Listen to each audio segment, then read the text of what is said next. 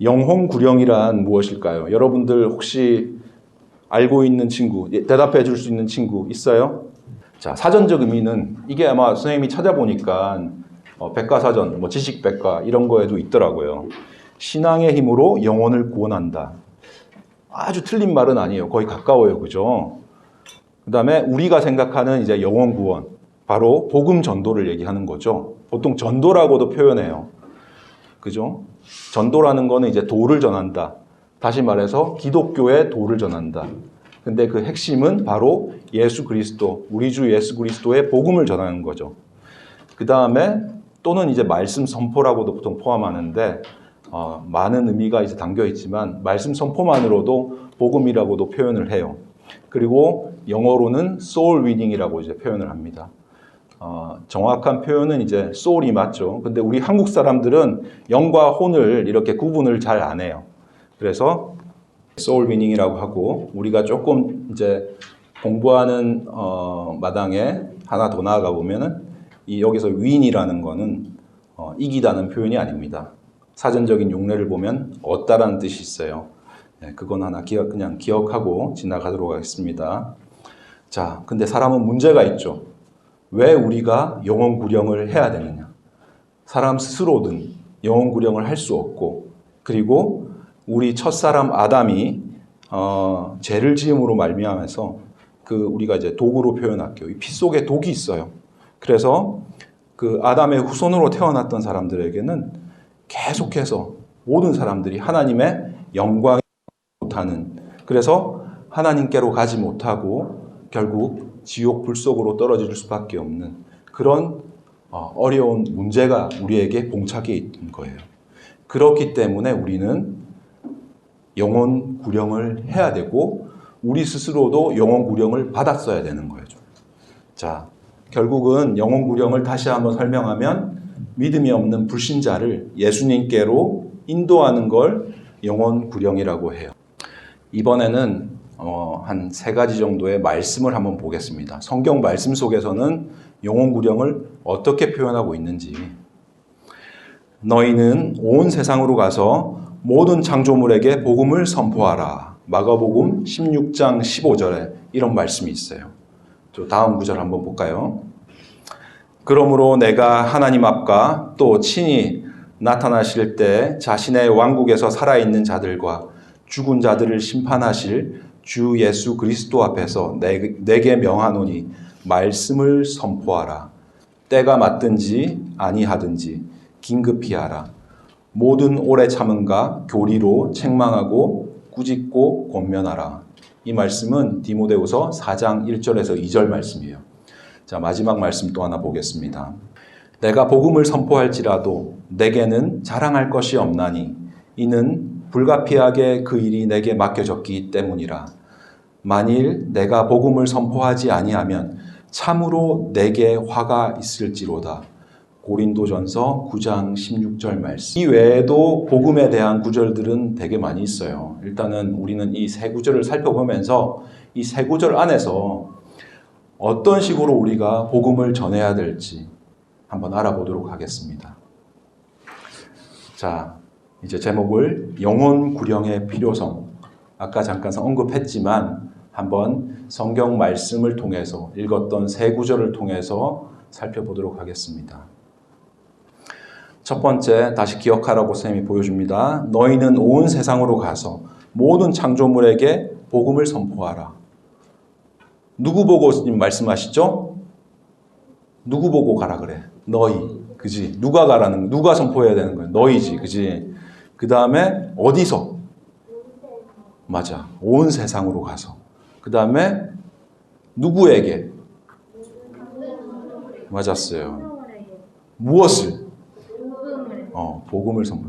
여기서 하나 이제 모든 창조물이라 그래서 개나 고양이는 아니에요. 응? 알았죠? 자, 그 다음에 아까 읽었던 2번째 구절이죠. 디모데후서. 자, 여기서 우리가 무엇을 살펴봐야 되냐면 똑같은 앞에는 이제 똑같은데 뒤에 어떤 때가 나와. 언제 해야 되죠?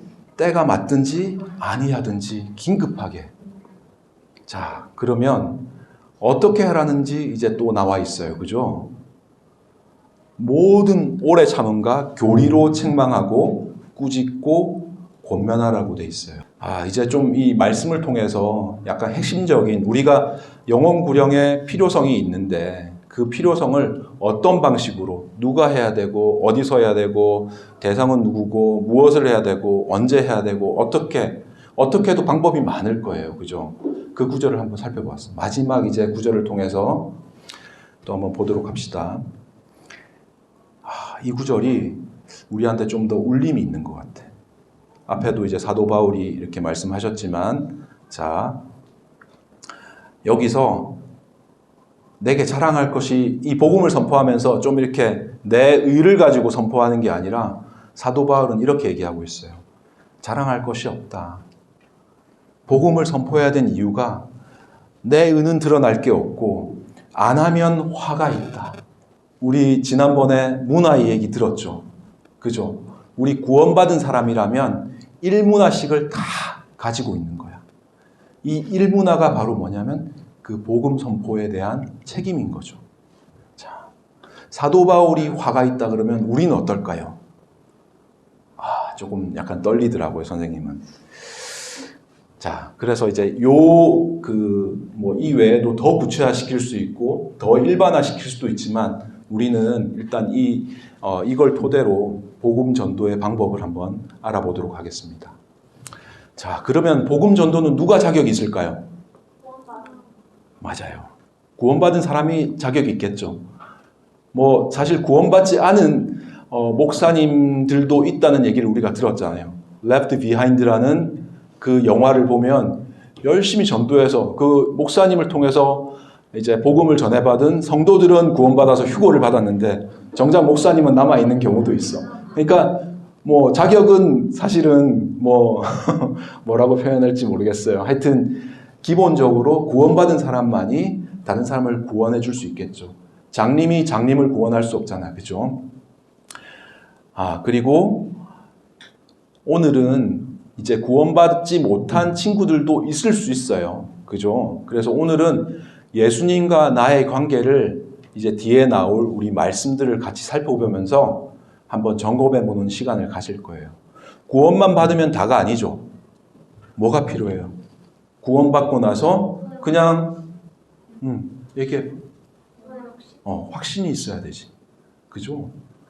선생님의 좀 부끄럽지만 선생님의 가족사를 얘기하면 선생님의 어머니는 이제 천주교인이세요. 그전에는 기독교를 다니셨다고 하는데 이제 천주교인이 됐다는 것만 해도 이제 구원을 못 받은 상태라 선생님이 한 10년 전에 아마 한 15년 전에 마음이 너무 아팠어요. 그래서 어머니한테 그냥 내 기분대로 계속 복음을 전했어요. 그때 어머니가 알았다고 울면서 기도하고 같이 영접 기도도 하고 그렇게 시간이 지났지만 지금 여전히 그냥 천주교회를 다니고 계신데 지금 생각해보면 구원을 받았을지는 모르겠으나 어떻게 보면 구원에 확신이 없을 수 있겠다. 심지어 구원에 대한 정말 구원을 받았는지에 대한 확신이 없고 그것조차도 이제 선생님이 조금 이제 희박해졌어요. 흐려졌어요. 그래서 구원의 확신을 가지는 것도 구원받은 이후에 대단히 중요하다. 그리고 어떻게 전해야 하는지, 어떤 말씀, 어떤 복음을 어떻게 전해야 되는지 그걸 이제 오늘 알아볼 거예요. 자, 그리고 나서 그 밖에 이걸 이제 알고 나면 그 밖에 또 뭐가 중요한지 그것도 이제 알아보는 시간을 가질 텐데 여러분들이 그냥 자리에 앉아서 선생님 말만 듣지 말고 이제 조금 있다가 이제 책을 성경책을 같이 펼쳐가지고 이제 찾아볼 거예요. 자, 우리 주 예수 그리스도의 복음, 성경 말씀을 통해서 하나님의 구원 계획을 전할 거예요. 자, 나는 구원받은 사람인지, 나는 구원받을 필요성이 있었던 사람인지, 지금 현재 있는 사람인지. 정말 이런 말은 하기 싫지만 어떤 사람은 아직까지도 선생님은 없다고 믿어요. 그렇지만 아직까지도 나는 필요가 없을 것 같아. 이렇게 생각할 수도 있잖아. 사람은 자유의지를 가지고 있으니까. 자, 그 다음에는 구원에 대한 확신이 필요한 거죠. 그리고 그 구원이 내가 아무리 확신이 가지고 있다 해도 하나님께서 미안해. 너는 확신을 가지고 있지만 영원하진 않아. 이렇게 얘기하시면 안 되잖아. 그치? 그래서 그 말씀은 정말 있는지 그것까지 한번 살펴보도록 할게요. 자, 이제 가봅시다. 성경 말씀 로마서 쪽을 먼저 펼쳐주세요. 좀 단순하지만 이게 뭘까요? 물방울 같기도 하고, 물방울이 생긴다는 건 그 안에 공기가 있다는 거죠. 여러분들 지금 숨 쉬는데 좀 어려운 사람 있습니까? 없죠. 근데 우리가 지금 우리가 많이 알려져 있는 테슬라 자동차를 만든 분이 계시죠. 그분은 화성을 너무 좋아하셔요.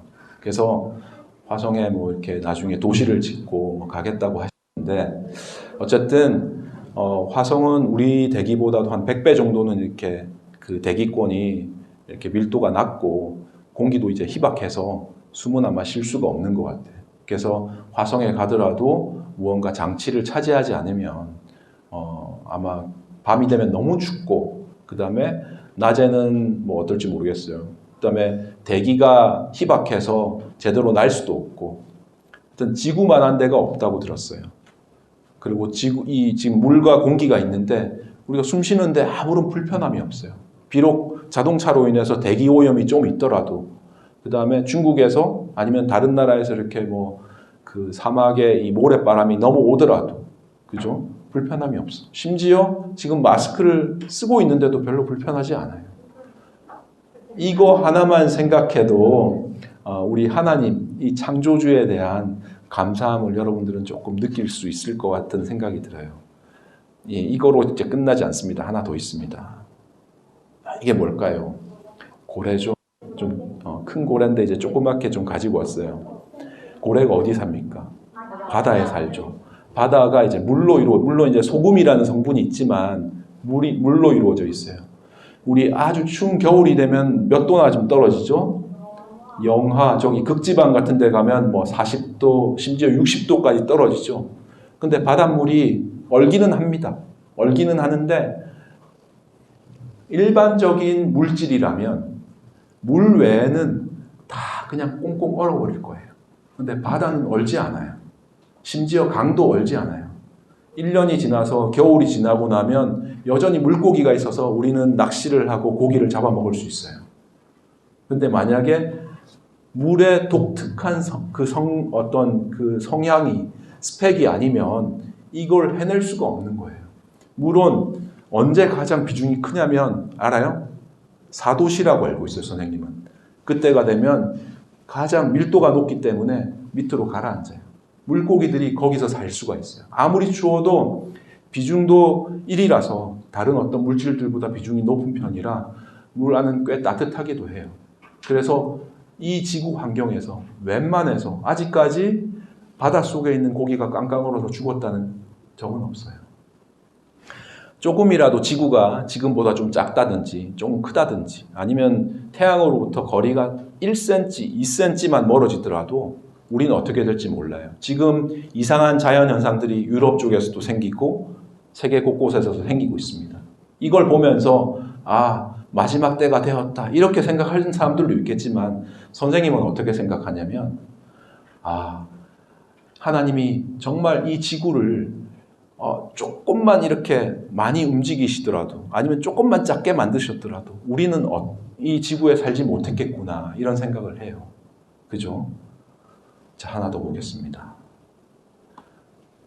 이 얘기는 많이 들었을 거예요. 물론 지금 조금 이렇게 스케일, 사이즈가 좀 왜곡되어 있는 것도 있지만 서로 너무 촘촘히 붙어 있기도 하고, 예전에 제가 뉴턴을 만나본 적은 없지만 뉴턴의 일화 중에 이런 내용이 있었대요. 뉴턴은 하나님을 믿는 사람이라고 얘기를 들었어요. 그래서 뉴턴은 집에 이런 천체의 모형을 갖다 놓고 일일이 이렇게 막 조립을 하고 있었는데, 어느 날 믿지 않는 친구가 와서 이런 질문을 했대요. 뉴턴, 이거 네가 이렇게 천정에 모빌로 만든 거 누가 만들었어? 내가 안 만들었어. 에이, 말도 안 돼. 누가 만들었어? 그냥 저절로 생겨났어. 그냥 저절로 그냥 자고 일어났더니 천정에 붙어 있더라고. 자, 이 뉴턴의 어떤 그 친구한테 한 말이 우리한테 좀 뭔가 생각할 것들을 주는 것 같아요. 그죠? 이 지구가 어쨌든 6천년 전에 생겨가지고 지금까지 이렇게 돌고 있는데 365일 얼마라더라? 하여튼 거의 365일 동안 공전을 하면서 한 번도 바뀐 적이 없이 계속 그렇게 공전하면서 아침이 되면 늘 해가 뜨고 저녁이 되면 해가 지고, 그죠? 하나님의 신실하심을 우리가 보고 있는데, 하나님이 이걸 가지고 우리하고 어떤 소위 요즘에 시쳇말로 밀당을 한다 그러면 내일 해를 줄까 말까, 우리가 얼마나 살기 힘들겠어요. 자, 이런 것들을 생각해 보면 창조주가 있다. 창조자가 있다. 창조와 창조자가 있다. 이런 걸 생각해 볼 수 있습니다. 자, 모든 것이 그분에 의해 만들어졌으며 만들어진 것 중에 그분 없이 만들어진 것이 하나도 없더라. 요한복음 1장 3절인데 지금 이제 로마서 1장 19절에서 20절을 찾아보세요. 자, 선생님이 이렇게 표현을 했어요. 이게 선생님 그 성경책을 이렇게 사진 찍어 온 건데 딱 이렇게 써놨어. 선생님은 창조와 창조자라고 딱 해놓고 로마서 1장 19에서 20절을 줄쳐놓고 그 밑에다가 다음번에 다음번에 뭐로 가야 되냐면 주소를 적어놨어. 로마서 3장 10절에서 12절 그리고 로마서 3장 23절. 지금 당장 못하더라도 옆에 잠깐 메모하면서 아니면 나중에 해놓은 사람들과 같이 보면서 선생님한테 물어봐도 되고 그렇게 갈게요. 자, 여기 이 구절을 통해서 우리는 이는 하나님을 알만한 것이 그들 속에 분명히 드러나 있기 때문이라. 하나님께서 그것을 그들에게 보이셨느니라. 그분의 보이지 아니하는 것들, 곧 그분의 영원하신 권능과 신격은 세상의 창조 이후로 분명히 보이며 만들어진 것들에 의해 이해될 수 있으므로 그들이 변명할 수 없느니라. 우리가 하나님을 믿지 않겠다고 결심을 해도 하나님께서는 이 만들어진 것들이 변명할 수 없다고 그렇게 말씀하고 계세요. 자, 이제 여기서 주소를 찾아냈죠. 우리가 로마서 3장 10절로 가보도록 하겠습니다. 여기서는 이제 우리가 죄인인 거, 어쩔 수 없이 아까 사람의 문제를 다뤘죠. 그 우리의 피 속에 아담의 독이 있다고, 아담의 반역으로 인해서. 여기 표범이 한 마리 있어요. 표범 잘 보이나요? 표범이 한 마리 있는데 이 표범은 아르바이트하는 표범 같아. 그래서 이렇게 옷장에 다음번에는 치타로 바꾸고 다음번에는 달마시안으로 바꾸고 그렇게 할 수 있지 몰라도 진짜 표범은, 진짜 이티오피아 사람은 자기의 색깔을 바꿀 수 없어요. 우리 사람은 아담의 피로부터 가지고 있는 그 독의 피를 정가에서 태어났기 때문에 그 죄를 우리가 벗어날 수 없는 거예요. 선을 행하고 죄를 짓지 않는 의인은 땅 위에 하나도 없느니라. 전도서 7장 20절 말씀입니다. 자, 우리가 아까 주소로 기억했던 거 어디 있죠? 로마서 3장 10절에서 12절 여러분도 같이 보도록 하겠습니다. 이 부분은 이제 죄에 대해서, 우리가 죄인인 거에 대해서 깊이 깨달아야 되는 거예요. 이것은 기록된 바 의로운 자는 없나니 단 한 사람도 없으며 깨닫는 자도 없고 하나님을 찾는 자도 없으며 그들이 다 길에서 벗어나 함께 무익하게 되었고 선을 행하는 자가 없나니 단 한 사람도 없도다. 우리는 우리 스스로 부인할지 모르겠지만 우리는 정죄받은 죄인이에요. 자, 로마서 1장 19절로 가면 이제 뒤로 가는 거니까 선생님은 화살표를 이렇게 해놨어. 그리고 앞으로 가야 될 거는 반대편으로 오른쪽으로 해놨어. 여러분들도 이 방법을 택해도 되고 이렇게 주소를 한번 기억해서 내가 다른 사람한테 복음을 전하든지 아니면 내 스스로 하나님이 내게 말씀해 주시는 복음을 내가 다시 한번 보기 위해서라도 이런 방법을 하나 선택할 수 있어요. 이번에 로마서 3장 23절로 가겠습니다. 자, 잘 따라오고 있습니까? 모든 사람이 죄를 지어 하나님의 영광에 이르지 못하더니. 자, 아까 맨 처음에 얘기했죠. 모든 사람들이, 하나님께서는 우리를 사랑하셔서 우리와 함께하기를 원하셨어요. 그래서 아담을 만드시고 에덴 동산에 두시고 하나님과 영원히 함께 하시길 원했어요. 하지만 표범을 만든 게 아니라 사람을 만드셨어요. 자유의지를 주셨던 거죠. 그래서 아담은 선택했어요. 죄를 짓기로.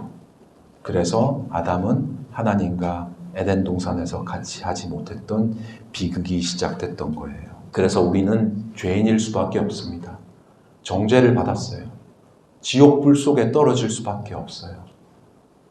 자, 어떻게 되는지 봅시다. 하나님의 심판이 기다리고 있습니다. 이게 상상해서 그린 거지만 거의 비슷할 거예요. 지옥의 한 장면을 성경 말씀을 토대로 이렇게 그려보았어요. 그 불호수라고 그랬어요. 호수가 그냥 불타고 있는 유황호수. 얼마나 뜨거울지. 그런데 죽고 나면 우리의 몸이 이렇게 뜨거움을 느끼는데 그 불호수 속에서 완전히 타버리지 않나 봐요. 평생도록 영원히 그 안에서 이를 갈며 저주를 하는, 내가 왜 그랬을까? 그런 때가 있다고 말씀하고 계세요. 한 번 죽는 것은 사람들에게 정해진 것이요 이것 뒤에는 심판이 있나니. 히브리서 9장 27절 말씀입니다. 자, 우리가 살펴볼 구절은 선생님이 여기 히브리서라든지 다른 비슷한 구절도 많지만 여기 로마서 특히 핵심적인 거, 여러분들이 스스로를 위해서도 다른 사람에게 복음을 전하기 위해서도 일단 로마서를 주로 이용하도록 합시다. 일단은 자, 여기에 보면 로마서 6장 23절 죄의 삭은 사망이다. 하나님의 선물은 예수 그리스도 우리 주를 통해 얻는 영원한 생명이니라. 그래서 이번 달에 계속해서 이런 말씀들을 우리가 성경 암송 구절로 이제 정했던 거예요. 자, 다시 또 돌아가려면 로마서 3장 23절. 요거는 이제 오른쪽에서 왼쪽으로 화살표를 했고 앞으로 우리가 나아갈 구절은 왼쪽에서 오른쪽으로 이렇게 구절을 방향 표시를 했습니다. 로마서 5장 8절입니다. 이제 넘어가 보겠습니다. 근데 하나님께서 아담을 그렇게 사랑하셔서 아담을 만드신 것처럼 우리에게도 기회를 주셨어요. 사람들에게 다시 한번 하나님께로 올 수 있는 기회를 주셨어요. 그냥은 안 돼. 그냥은 못 와. 하나님께서 세상을 이처럼 사랑하사 자신의 독생자를 주셨으니 이것은 누구든지 그를 믿는 자는 멸망하지 아니하고 영존하는 생명을 얻게 하려 하심이라. 하나님께서 자신의 아들을 세상에 보내신 것은 세상을 정죄하려 하심이 아니요 그를 통해 세상을 구원하려 하심이라. 우리가 너무나 잘 알고 있는 3장 요한복음 3장 16절 17절 말씀이에요. 어떻게 얘기하는지 살펴보도록 하겠습니다. 로마서 5장 8절 말씀이죠. 우리가 아직 죄인이었을 때 그리스도께서 우리를 위해 죽으심으로써 하나님께서 우리를 향한 자신의 사랑을 당당히 제시하시느니라. 이거 우리 지난주에 외웠고 오늘 이제 다시 한번 복습할 구절입니다. 그죠? 자, 여기서 이제 마찬가지로 다음번에 갈 구절이 로마서 9장 9절에서 10절. 하나님은 이처럼 우리를 사랑하고 계십니다.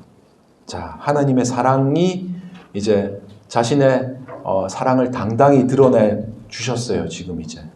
자, 그리고 하나님의 구원 계획. 사랑만으로 끝나는 건 아니죠. 무언가 이제 사랑한다. 근데 뭐 해줄 수가 없어. 이거는 아니고 하나님께서는 해주실 수 있는 그 매개체가 있으셨어요. 그분이 바로 우리 주 예수 그리스도, 사람으로 오셨던 하나님 예수 그리스도. 자, 이 십자가 뭉클해집니다. 우리 하나님의 사랑을 생각할 때 진실로 진실로 내가 너희에게 이르노니 내 말을 듣고 나를 보내신 분을 믿는 자는 영존하는 생명이 있고 정죄에 이르지 아니할 것이며 사망에서 생명으로 옮겨졌느니라. 정죄라는 그 말, 우리가 어떻게 정의를 했냐면 정죄는 이미 우리가 죄인이었기 때문에 우리는 지금은 이렇게 숨 쉬고 살지만 우리 숨을 이제 하나님께서 가지고 가시면 우리의 혼은 지옥으로 가서 아까 봤던 그 불타는 지옥에서 영원히 꺼지지 않는 불 속에서 심지어 우리의 벌레도 있대요. 그 벌레와 함께 같이 고통당하면서 우리 나사로의 기도 알죠? 얼마나 고통스러웠으면 물 한 방울을 원했을까? 자, 그런데 하나님께서는 이제 계획을 가지고 계셨어요. 이때 이제 반전이 일어나는 거죠. 그분은 계획이 있으셨어. 자, 성경 말씀을 보면서 그 계획을 한번 보도록 하겠습니다. 로마서 10장 9절에서 10절 말씀입니다.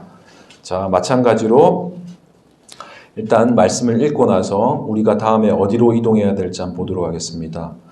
여기서는 예수 그리스도를 믿음으로 거저 얻는 구원이라는 이제 소제목으로 하나님의 구원 계획 5번째에 도달해 있어요, 우리가. 내가 만일 내 입으로 주 예수님을 시인하고 하나님께서 그분을 죽은 자들로부터 일으키신 것을 내 마음속으로 믿으면 구원을 받으리니. 너무 쉬운 것 같아요. 근데 우리의 믿음이 필요해요.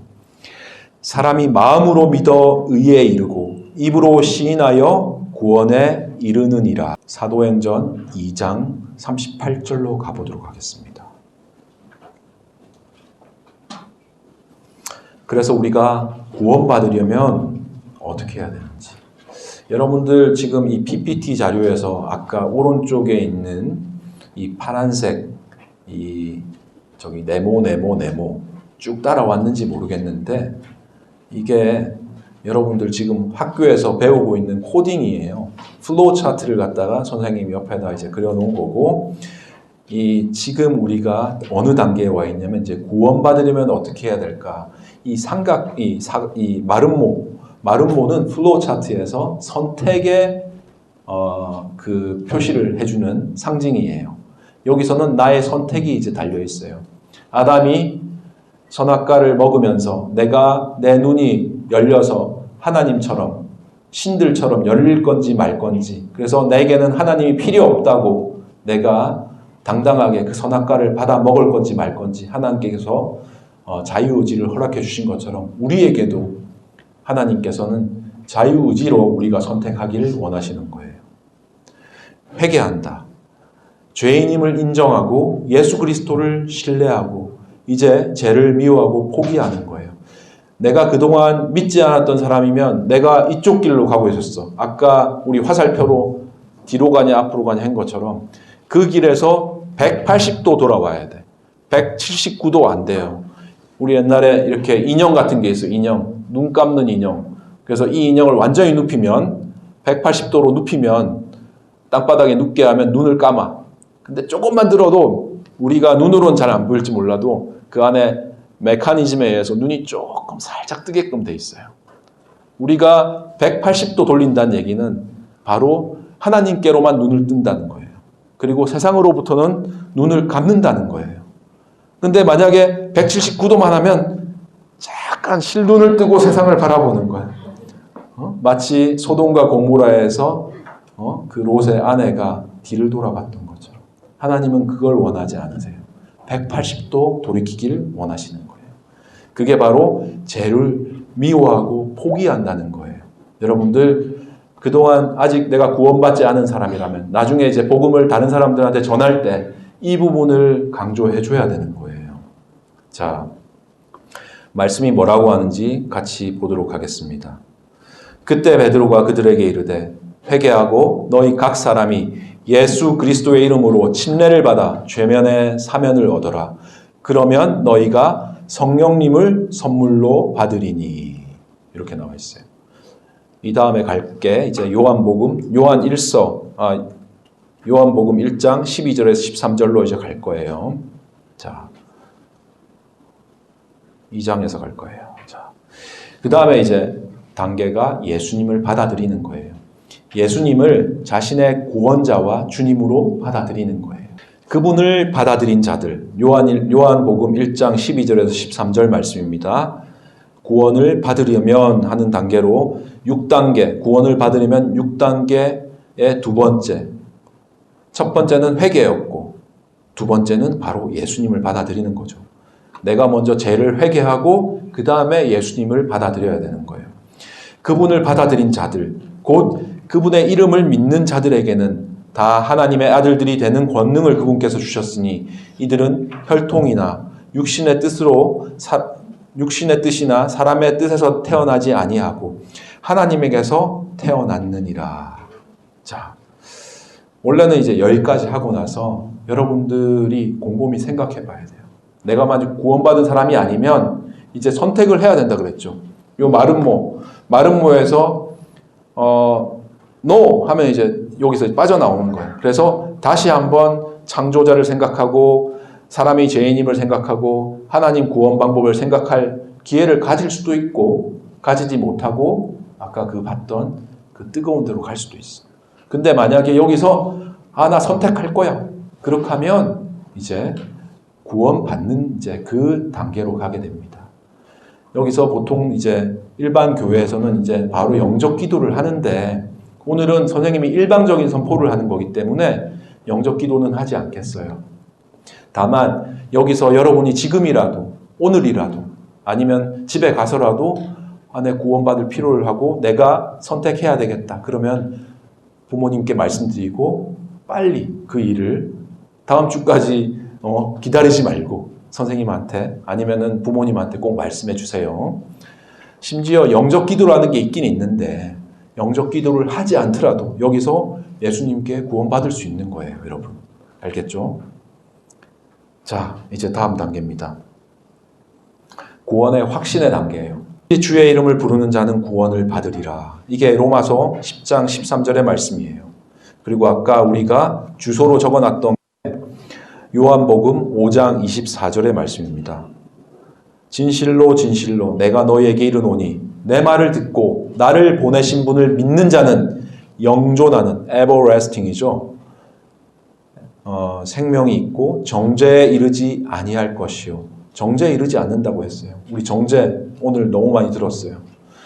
사망에서 생명으로 옮겨졌느니라. 이제 다음번 갈 구절이 로마서 8장 1절이에요. 아주 기쁜 구절이 될 것 같아요. 자, 구원의 영원한 보장. 구원의 영원한 보장.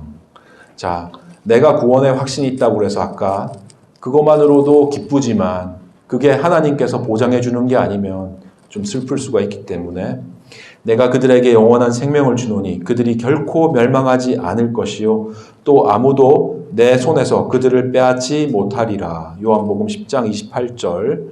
자, 마지막으로 우리가 기록하고 주소로서 찾아갈 구절입니다. 요한복음 8장 1절. 그러므로 이제 그리스도 예수님 안에 있는 자들에게는 결코 never 정죄함이 없나니 그들은 육신을 따라 걷지 아니하고 성령을 따라 걷느니라. 자, 여기까지 우리가 8단계의 하나님의 구원 계획, 다른 말로 우리 주 예수 그리스도의 복음을 이렇게 성경 말씀을 통해서 한번 찾아봤어요. 여러분들 성경책에 당장이 아니더라도 연습장에 기록했으면 한번 쭉 따라가 보세요, 오늘. 그리고 이걸 통해서 여러분들의 친구들이나 아니면 다른 내 주변에 많은 믿는 사람들한테 전화할 수 있을 거예요. 시간이 많이 갔으니까 선생님이 이제 다 끝났는데 간단하게 이제 요약만 하고 끝내겠습니다. 요거는 아까 플로우 차트를 이렇게 만들었는데 목사님은 여기다 이제 그 마름모를 안 넣었더라고. 그래서 선생님이 아까 마름모를 좀 넣었어요. 자, 우리 복음의 자세. 요거 설명하기 전에 우리가 지금 선생님은 우리 주일학교에 모였으니까 일방적으로 설교를 이렇게 여러분들에게 전하기만 하지만 여러분들 우리 대부분 선생님도 마찬가지고 우리 믿는 사람들한테 믿지 않는 사람들한테 다가갈 때는 보통 1대1로 가야 돼요. 그리고 그 사람들이 무엇이 필요한지를 가능하면 알고 가야 되겠죠. 물론 때에 따라서 불특정 다수한테 갈 때도 분명히 있을 거예요. 자, 우리 예수님이 했던 방법을 우리가 따라가 봅시다. 예수님은 모든 사람들을 알고 계셨기 때문에 우리처럼 어떤 노력은 따로 필요하지 않으셨어요. 니고데모가 어떤 사람인지 수가성의 여인이 어떤 사람인지 그리고 그 사람들에 따라서 똑같은 말을 오늘 우리가 가장 기본적인 성경 구절을 찾아가 봤지만 그 사람들한테 똑같이 말씀 안 했어요. 여러분들 알죠? 요한복음 3장 1절에 3장에 나오는 그 니고데모를 만났을 때 네가 다시 태어나야 된다. 어머니 뱃속으로 어떻게 들어갑니까? 그죠? 그 다음에 수가성 여인한테는 네가 이제 물 들어오지 않아도 된다. 그죠? 그 사람의 가장 필요한 부분들을 이제 알아서 이렇게 전했던 거예요. 여러분들도 전할 때 그런 부분들을 잘 좀 공부를 해서 내가 정말 전하고 온 사람이 있는데 그런 사람들을 목표를 정하고 전하는 것도 좋을 것 같아요. 그리고 대부분의 경우가 누구한테 지금 여러분들은 배우는 과정에 있고 아직 커가는 과정에 있기 때문에 예수님이 어떻게 하셨냐면은 예수님이 태어났던 갈릴리 마을에서는 예수님을 그렇게 썩 탐탁지 않게 생각했어요. 그 사람의 배경이나 목수의 아들이었고 그냥 우리랑 똑같은 이웃이었는데 그런데 언제 그 사람들이 변하게 되냐면 예수님이 예루살렘에 가서 행했던 기적들을 보고 와서 이제 변하게 됩니다. 여러분들 만약에 여러분들 부모님이나 아니면 여러분들 할머니나 친척들, 친한 친구들이 내 모습을 보고 바로 변하지 않을 거예요. 근데 평소에 여러분들의 모습이 오늘 목사님도 말씀하신 것처럼 세상하고 이제 정을 떼서 세상이 포기한 사람이 되면 안 되고 여러분들은 세상을 이끌어가는 사람. 지금 여러분들 할 수 있는 최선의 것들을 다 하고 부지런하고 그죠? 그런 것들을 다 했을 때 성실한 사람이 됐을 때 달란트가 꼭 안 좋아도 괜찮아요. 내가 할 수 있는 최선을 다하면 나중에 주변에서 여러분들의 모습을 보고 언젠가는 변화가 됩니다. 당장 내가 전했을 때 그 사람들이 받아들이지 않더라도 10번 찍어 안 넘어가는 나무가 없는데 내가 9번 찍어놨는데 누가 한 사람 와서 한 번 딱 찍어주면 또 넘어가는 경우가 있거든요. 그것도 여러분들은 모르지만 예수님, 하나님은 다 알고 계세요. 자, 그 나중에 착하고 참된 종아, 신실한 종아, 그 얘기를 듣기 위해서라도 이제 나는 그런 준비를 해나가면 좋을 것 같아요.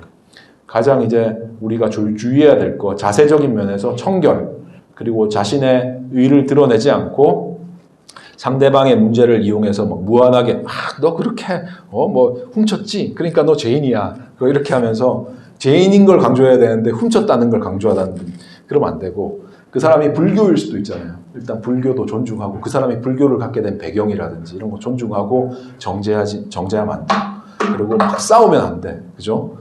그 다음에 제일 중요한 거 우리 마음속으로는 성령님에 의지해서 기도하고 연구하고 준비해야 하고 꾸준히 아까 뭐라 그랬죠? 그 맨 처음에 읽었던 성경 구절에서 오래 참음을 해야 되는 거예요. 모든 오래 참음과 교리로 해야 된다 그랬어요. 성경 말씀이 아닌 거로는 하면 안 되는 거예요. 기도하고 마치도록 하겠습니다.